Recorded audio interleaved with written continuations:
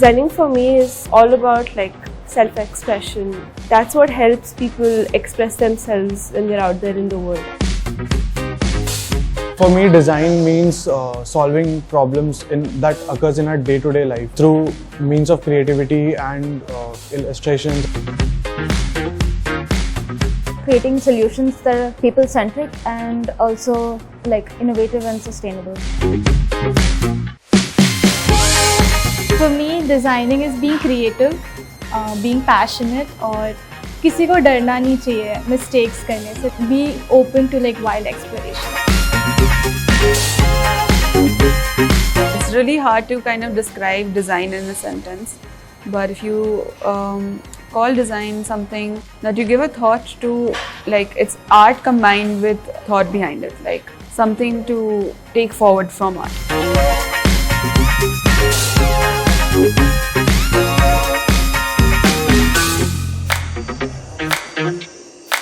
In the previous episode of Clothes with a Conscience, we took you to two prominent markets in Ahmedabad, Delhi Darwaza and Daryapur, where students from the National Institute of Design or NID bought the raw material for their design projects. Today, we've returned to the NID campus where the students begin their work in the design lab. Second-hand clothes, scraps of cloth, katran and textile waste will soon take on a new form, a new shape, a new purpose and a new life.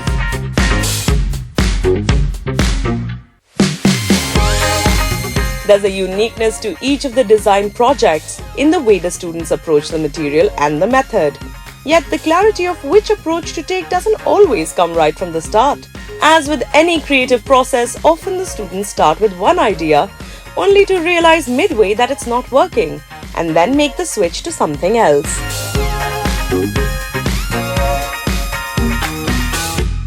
So they chose different methods given the fact that the raw material, if it's a sari, they knew it could be cut into many strips and that could be then spun and made into a yarn, and that yarn could be then further woven. Or if I had a sheet of fabric, I could then create little patchworks, I could applique.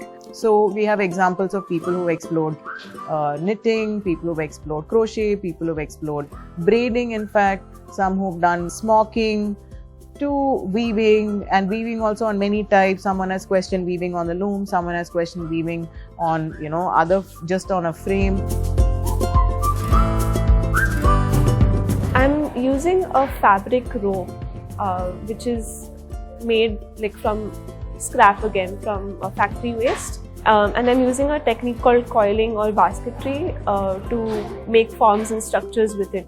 When I saw the rope, I was thinking what all I could do with it. So one of it was like crochet or knitting or something like that. Or it was something that required interlacing them. And coiling was very similar to the interlacing technique, and also it's a very sturdy, thick rope. So I thought coiling and wrapping it around each other would be the most optimal way to make a surface out of it. So I chose patchwork as a method of reworking on the patches. And when I went to Daryapur, I chose floral printed patterns because I had something in mind that I have to create patches with some similar looking pattern. So the waste that I chose from Daryapur market, the waste fabrics, they all were waste of industrial waste of bed sheets, and so they all had floral prints in common. So I started working with them. I started patching them together in our all of the design projects. So we keep in mind the basic design principles like color, pattern, what makes a product unique. So everything that a design principle states, that is kept in mind. So I would keep in mind to stick by the natural products mainly, to avoid the use of synthetic material, as it takes a very long time to decompose and thereby pollutes our environment. To stick by natural dye, because especially the dyeing industry creates a lot of water pollution. I was fascinated by the concept of patchwork, and because earlier we all grew up in our families where the quilts are especially done using patchwork. So the old clothes are taken, especially saris and dhotis, and they are stitched to make a quilt.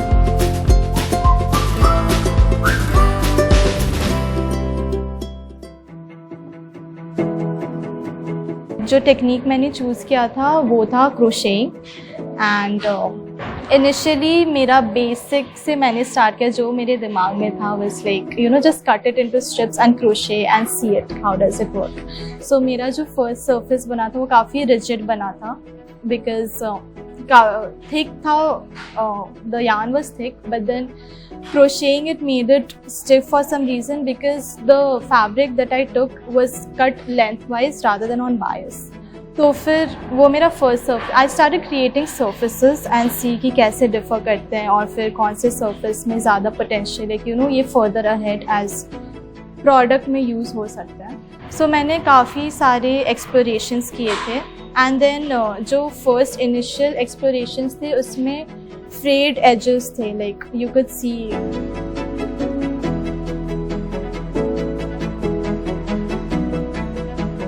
So I've picked up 3 sarees. These are all polyester sarees.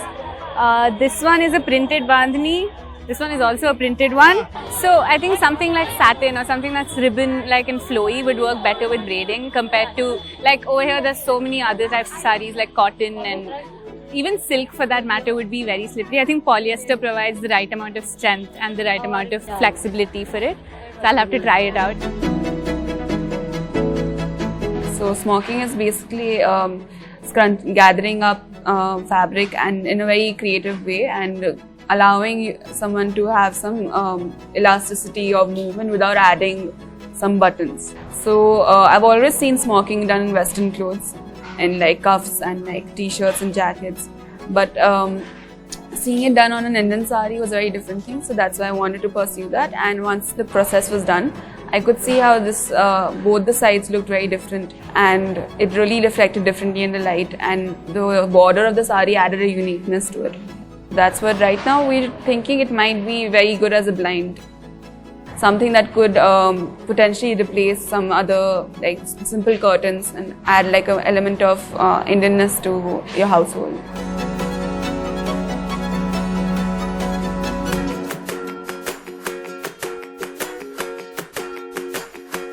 So the project that I'm working on is basically cutting small fabrics into strips of yarn और वो हमारी weft हो गई, and basically I take those strips of yarn from that cut piece fabric and I weave that into you can say big mats or dharis, and that's what I'm doing right now. Currently reusing those wasted small piece fabrics into making something that makes sense out of it. So I took weaving because I could vision it being created into something like a nice dari, कुछ rug, कुछ mat. I felt कि इसमें से कुछ इसका कुछ conclusion निकल सकता है. Eventually I could make something out of it and it would make sense. So our main purpose was to like reuse or recycle the already existing clothes or fabrics that were there in the market and that were like kind of like waste only. So this thing was ki I want to transform it into something very beautiful and aesthetic and user friendly.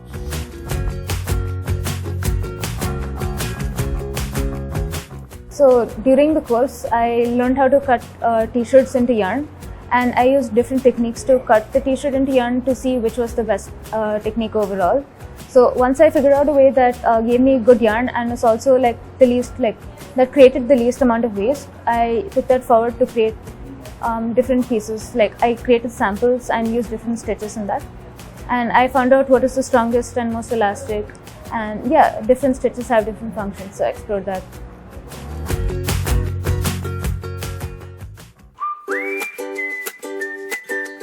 I am working with ropes, so they also start from factory waste, like the borders and selvages of mostly dress materials, sarees and rumals. So there are places where they make ropes out of it, and then we were looking at what else can we do with the ropes.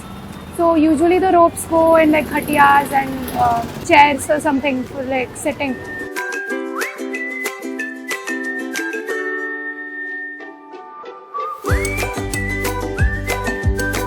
Break each material, each type of cloth comes with its own unique properties. Understanding each one's limitation yet working to its best potential is what makes the design project even more interesting. And of course, the fact that they're trying to achieve larger goals beyond their coursework. So I would keep in mind to stick by the natural products mainly, to avoid the use of synthetic material, as it takes a very long time to decompose and thereby pollutes our environment. To stick by natural dye, because especially the dyeing industry creates a lot of water pollution. What I see is there is a mass production and there are mills running 24 hours. So there is a lot of textile waste that is generated. So for this particular project, we did go to second-hand markets to source these materials that we use. So that's bringing in a consciousness which my generation I think already has, because we are getting increasingly more interested in thrifting and second-hand clothing.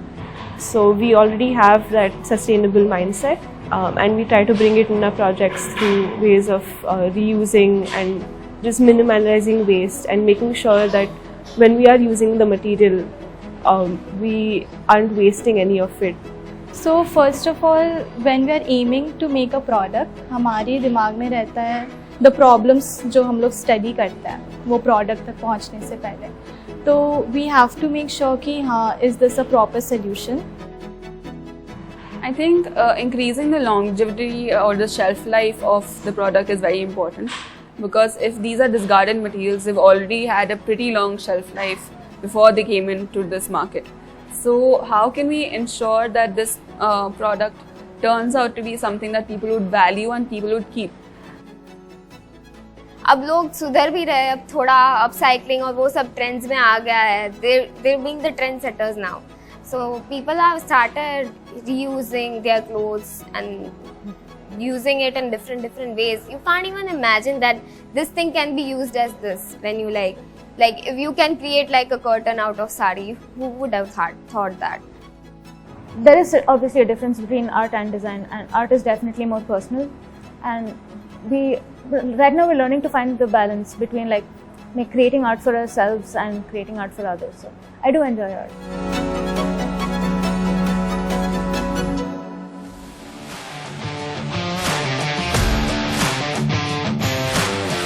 It's been a long and busy 6 weeks, and at the end of it, we see the design lab filled with an array of products, fabrics and styles. Jeans, florals, ropes, saris, crochet, weaves, transforming the classroom into a space of writer's creativity, a space of free thinking and risk-taking, giving ideas a material form while utilizing every inch of the fabric and letting nothing go waste. All for the love of design. Perhaps when one does this again the next time, we'll start from where we've left, and that would allow us to take this journey forward. And for that, one wants to see how these group of 20 students can excite the next group of 20 that is coming.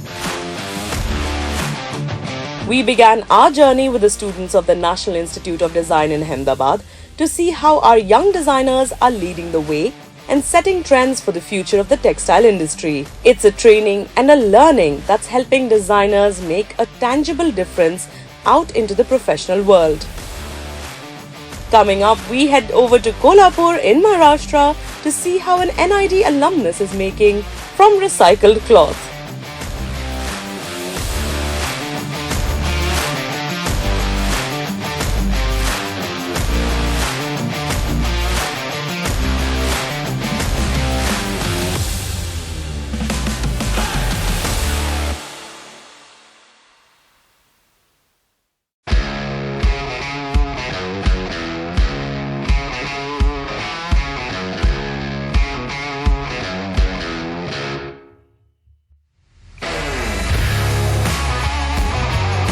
Upcycling and repurposing old clothes has been the way of life in India, and that's what we have been showing you on this season of Clothes with a Conscience.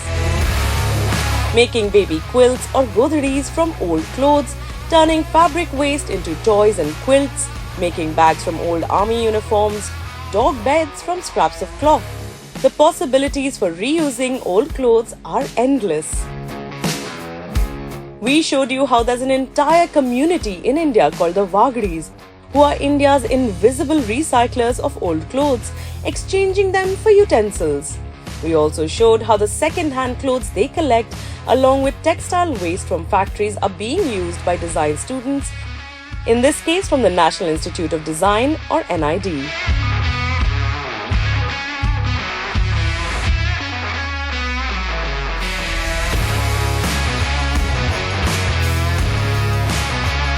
Tejal Deshpande was one such designer who has used her training at NID to start her own brand. I'll tell you a little about how I started with the brand Tejal Textiles, where we upcycle discarded saris into design products like mainly fashion bags and clutches. When I was a student at NID, we used to have design projects at the end of every semester, and in 2 or 3 projects I ended up using surplus materials. Like, it was a subconscious move actually. I wasn't aware about the concept of upcycling or recycling as such, but at that time I had gone to an industry visit, and I had gone there for a different purpose, but I came back with a different insight. The industry that Tejal is talking about was situated right behind a mountain of textile discards in Ahmedabad. It was only after seeing that massive amount of discarded clothes and old saris in a dumpster that Tejal thought of doing something about it. I started using those materials, and fortunately the faculties at NID also supported me with the concept, and they really pushed me.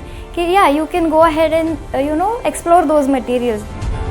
While Ahmedabad had Delhi Darwaza and Daryapur as ready markets of fabric waste and second-hand clothes, Tejal had to start building her contacts from scratch in her hometown of Kolhapur.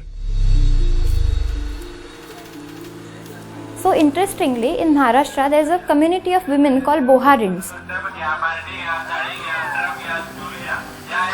So it is same as Wagri communities you find in Ahmedabad or Gujarat, Rajasthan area. So they collect old saris or clothing from door to door, and in return they'll give you utensils. So I slowly started going out to the Sunday markets that are here. So that's where all these ladies gather on Sundays, and then they sell their clothings that they have collected from door to door. Thousands of pilgrims visit Kolhapur every year, offering prayers and saris to the goddess Mahalakshmi. Unfortunately, some of these saris end up as waste, but people in Kolhapur saw it as a resource. Local shops around the temple started collecting these saris, and this became one of the few sources where Tejal got her raw material. So one interesting point in my model is, like, our design process doesn't start from our studio. It starts when we go out on sourcing, because sourcing will define what sort of material palette we're going to have for a month or maybe for a week, and that will impact our design process. Tejal and her husband have reached Ambewadi village with the second-hand sari she's bought. But what are these ladies going to do with them? These saris are being upcycled into bags, wallets and baskets under the brand name Tejal Textiles. Founded by Tejal and her husband Keyur, the idea of their own brand came during the lockdown. So during the COVID months, both of our earlier works were sort of in a stagnancy phase where we used to travel a lot, but we were now homebound. We had a lot of time to experiment, we had a lot of time to figure out stuff with the things that we already had in hand. And some of that brainstorming, that process led us to go looking out for material that was close to us, try to make something out of it, try to involve people whom we had relatively easy access to during those months. And that was something that led to this brand to what it is today. And then I started training a small group of women here in Kolhapur, and I taught them how to knit, like crochet knitting out of strips of the saris. So the group learnt it really well. Tejal and Keyur have currently employed 7 women from the village. Some come here to Nita's house while some take the clothes home. 2021 पासून आमचं काम चालू झालं. काम म्हणजे training चालू झालं. 1 वर्ष तर आम्ही ट्रेनिंगच घेत होतो. त्याच्यानंतर हळूहळू आम्ही एक स्टेप पुढे जायला लागलो. भरपूर गोष्टी शिकल्या. स्टिच पासून सुरुवात केली त्याच्यानंतर छोट्या छोट्या प्लेट करायला लागलो, नंतर डबे केले. पहिल्यांदा 20 जणी होतोच, पण हळूहळू त्यांच्या अडचणी असल्यामुळं काही बाहेर झाल्या, थोड्या राहिल्या. परत नंतर आम्ही 5-7 जणी तर आहे आता रोज वाईन बनवतोय, लँडस्केप बनवतोय, वेगवेगळे प्राणी बनवतोय, जसं की बकरी, लेपर्ड, भरपूर असे म्हणजे भरपूर आयटम बनवतोय. As these women started to join us, we felt the need to put it out that it was not some machine that makes these products, and as unique as these products are, similarly unique are the people who make them. So we always make it a point to post more of these women making the products, showcasing these products that we have made on our Instagram page, on anywhere that we post our media onto. By buying raw materials locally, hiring artisans from nearby areas and upcycling discarded saris, Tejal and Keyur are giving their products a conscience. They've tried to keep their carbon footprint as low as possible and are doing their bit to keep the clothes out of landfills.